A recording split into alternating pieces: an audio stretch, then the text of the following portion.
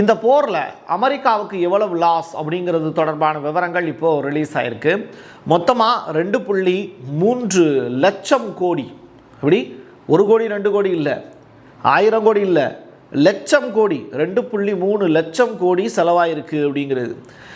So இவ்வளவு தொகை செலவு பண்ணி அமெரிக்காவுக்கு என்ன லாபம் கிடைச்சது அப்படின்னு கேட்டால் 10 பைசா லாபம் கிடையாது. இதுதான் இங்கே சொல்லியிருக்கக்கூடிய விஷயம். முழுக்க முழுக்க இஸ்ரேலுடைய தூண்டுதலின் பேரில் அமெரிக்கா நட்டத்தை சந்தித்து இருக்கிறது. அமெரிக்க மக்களுடைய வருவாய் வரி தேவையற்ற முறையில் முதலீடு செய்யப்பட்டிருக்கு. ஜப்பானுக்கு இப்படி வாரி வாரி வழங்குறீங்களே என்ன காரணம் அப்படின்னு ஈரான் கிட்ட மெல்ல விசாரிச்சிருக்காங்க.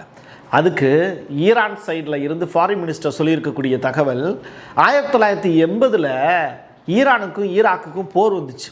அப்போ எங்களை ஆதரித்த ஒரே யூரோப்பியன் கண்ட்ரி, மேற்கத்திய நாடு எது அப்படின்னா ஜப்பான் மட்டும்தான். ஈரான் மற்றும் ஜப்பான் இந்த 2 நாடுகளுக்கு இடையில் வரலாற்று ரீதியாகவே நல்ல நட்பு இருக்குது.